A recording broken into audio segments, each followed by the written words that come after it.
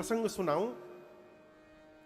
स्वामी विवेकानंद जी अपने एक शिष्य से बोले कि मनुष्य के स्वभाव के बारे में कुछ जानते हो?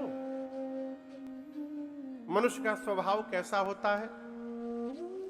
शिष्य ने कहा, गुरुदेव मुझे नहीं पता।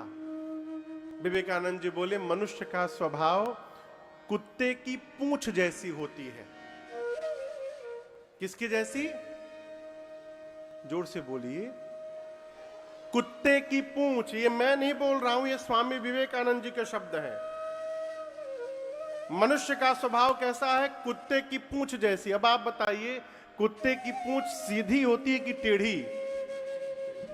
ठीक वैसा ही मनुष्य का स्वभाव है, टेढ़ा। लेकिन स्वामी जी बोले, लेकिन एक बात बताओ, फोफी आप लोग देखें, फोफी। हम लोग छोटे थे तो गांव में जाते थे तो एक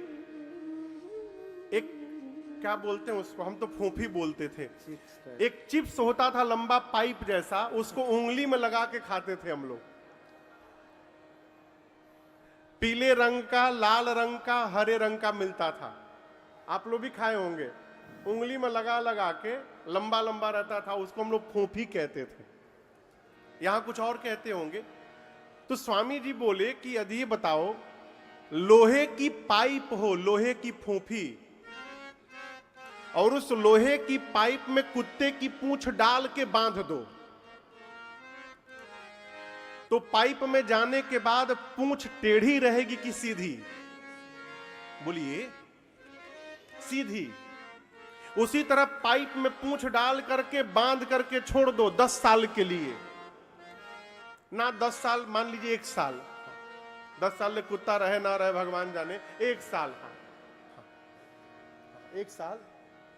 1 साल के लिए पाइप में पूंछ डाल दीजिए। आप बताइए, 1 साल तक उसकी पूंछ सीधी रहेगी कि टेढ़ी? बोलिए, सीधी। और 1 साल बाद जैसे पाइप निकालिएगा फिर टेढ़ी हो जाएगी। 1 साल सीधा रहने के बाद भी जैसे पाइप निकला, कुत्ते की पूंछ फिर टेढ़ी हो गई।